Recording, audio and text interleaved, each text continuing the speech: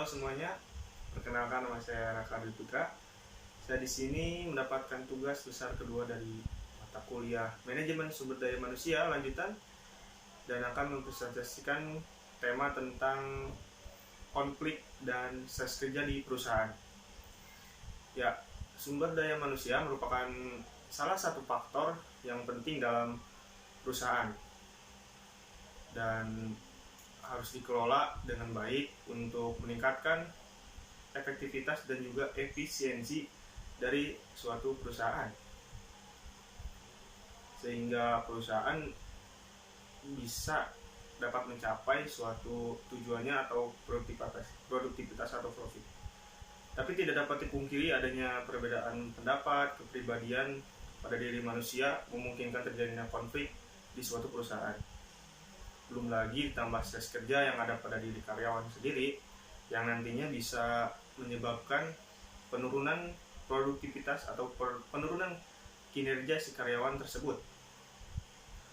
Konflik dan stres kerja merupakan dua variabel yang memang tidak dapat dipisahkan dan saling terkait, karena konflik dapat menyebabkan seseorang mengalami stres kerja jika tidak dapat mengelola konflik yang terjadi pada lingkungan tersebut atau lingkungan perusahaan.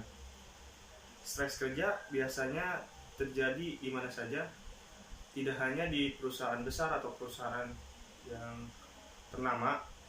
Jadi konflik artinya tentang percekcokan, perselisihan, dan pertentangan.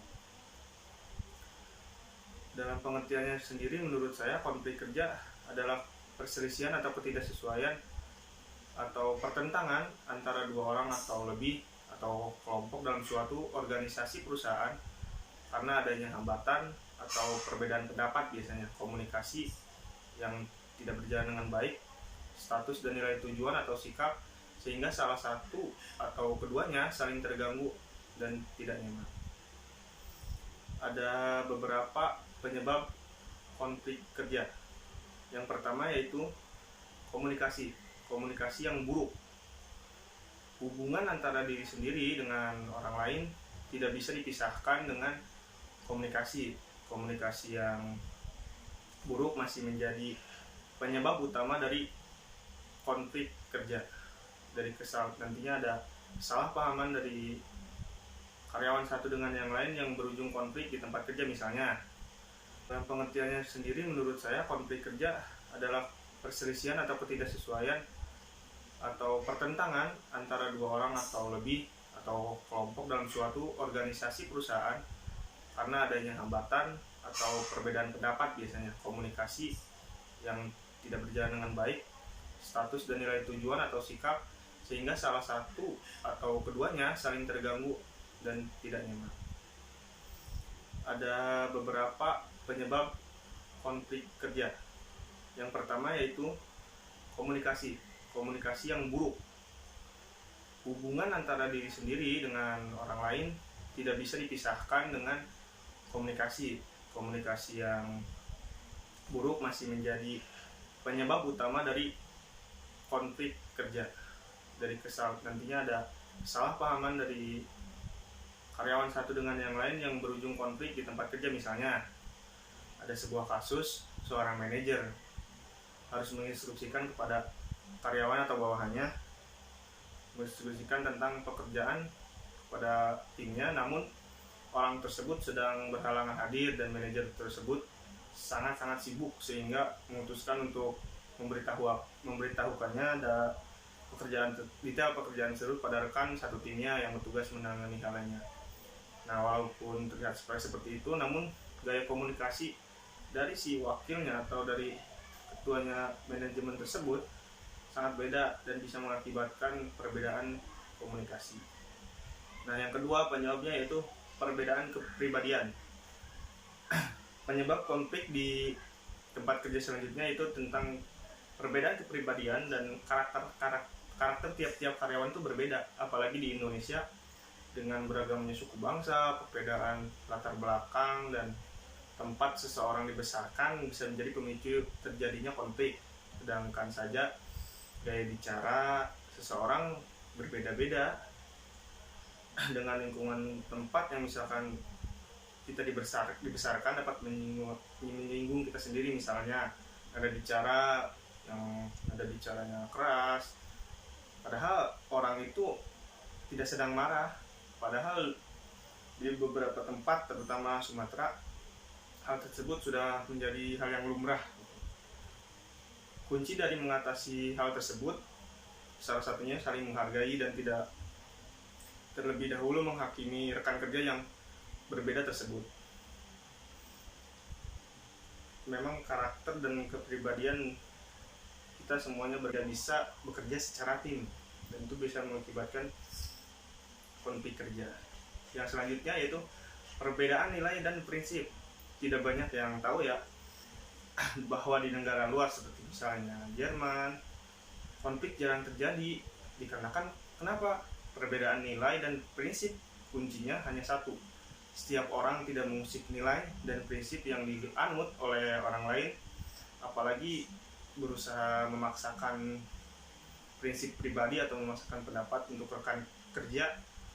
Nah, berbeda halnya misalkan dengan di Indonesia yang masyarakatnya sangat beragam, dilihat dari suku, ras, agama, serta usia.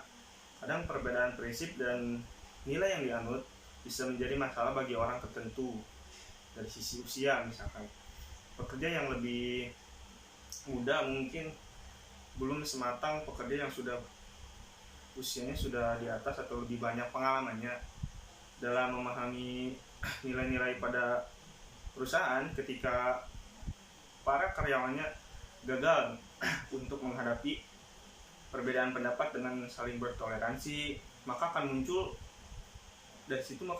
konflik yang menyinggung prinsip pribadi seseorang.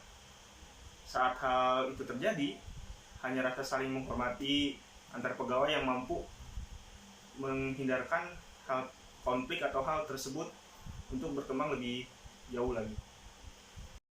Oke, selanjutnya itu tentang stres kerja. Stres kerja sendiri yaitu proses internal atau eksternal yang mencapai tingkat ketegangan fisik atau psikologis sampai pada batas atau melebihi batas kemampuan dari pegawai. Nah, perasaan yang menekan atau tertekan misalnya yang dialami oleh karyawan atau pegawai dalam menghadapi pekerjaan. Nah, yang selanjutnya itu penyebab dari stres kerja tersebut. Yang pertama itu konflik rekan kerja. Tidak sedikit orang yang merasa kalau dirinya tidak mendapatkan rekan kerja yang cocok. Nah, itu bisa menyebabkan stres kerja. Yang kedua, tidak bisa menahan emosi. Nah, meski kita pikiran semrawut, tapi cobalah buat untuk tenang, menjauhkan emosi dari diri sendiri. Yang ketiga itu tumpukan pekerjaan. Nah, yang keempat, notifikasi di luar jam kantor. Yang selanjutnya yaitu masalah personal dari diri kita sendiri.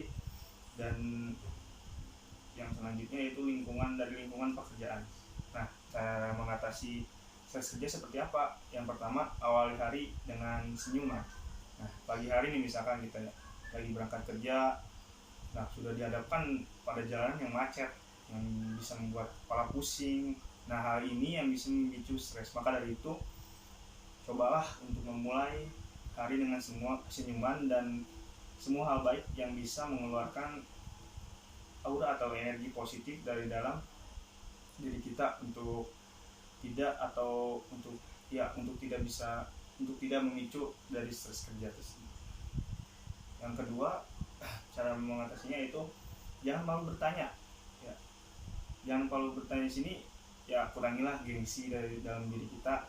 Misalkan ada sesuatu yang kita tidak ketahui atau pecahkan, alangkah baiknya kita bertanya kepada rekannya kerja atau yang mungkin lebih tahu dari kita dan bisa membantu. Jangan diam dan memikirkan hal tersebut terlalu keras, karena itu juga bisa memicu dari stres kerja tersebut. Yang ketiga, hindari konflik. Nah, dengan menghindari konflik, kita bisa juga dengan mengerjakan waktu secara efisien dalam bekerja. kerjaan apapun selesai dengan baik juga menciptakan lingkungan kerja yang nyaman. Yang selanjutnya itu stop lakukan hal yang bersamaan, itu juga bisa memicu dari stres tersebut. Yang selanjutnya jangan jadi pribadi yang perfeksionis. Nah, untuk menghindari stres ada baiknya kita tidak terlalu berambisi atau terobsesi untuk menjadi seseorang yang perfeksionis. Nah, berikan hasil yang terbaik yang tentunya mampu kita kerjakan, dan jangan lupa memberikan penghargaan pada diri kita sendiri ketika pencapaian dari diri kita sendiri membuahkan hasil.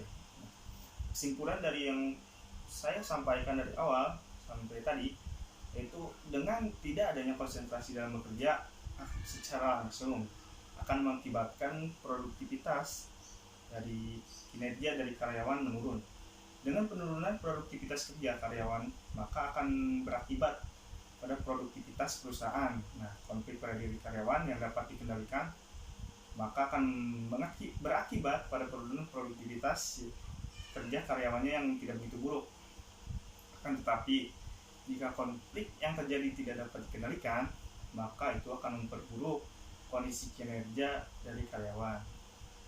Pentingnya juga memahami konflik yang dialami oleh para karyawan akan bisa menghindari kondisi yang akan memperburuk dari produktivitas kerja perusahaan. Dengan pencegahan atau pemecahan konflik pada diri karyawan akan mendorong produktivitas dari perusahaan tersebut. Nah, dengan dukungan produktivitas dari perusahaan akan mendukung profitabilitas perusahaan. Setiap orang dimanapun dia berada pasti dapat berperan sebagai sumber stres bagi orang lain. Jadi mengelola stres dalam diri sendiri berarti mengendalikan diri sendiri dalam kehidupan sebagai seorang karyawan, misalkan dalam sebuah perusahaan, misalkan mengelola stres di tempat kerja lebih bersifat memahami penyebab stres yang disebabkan karena kebijakan yang diambil oleh pimpinan atau pimpinan perusahaan atau manajemen. Sebagai langkah selanjutnya yang dapat diambil adalah mengurangi stres tersebut dengan memahami maksud dari tujuan dari pimpinan perusahaan untuk memperbaiki kinerja organisasi. Sekian presentasi dari saya, semoga ada manfaatnya, kurang lebih mohon maaf. Ditutup. Assalamualaikum warahmatullahi wabarakatuh.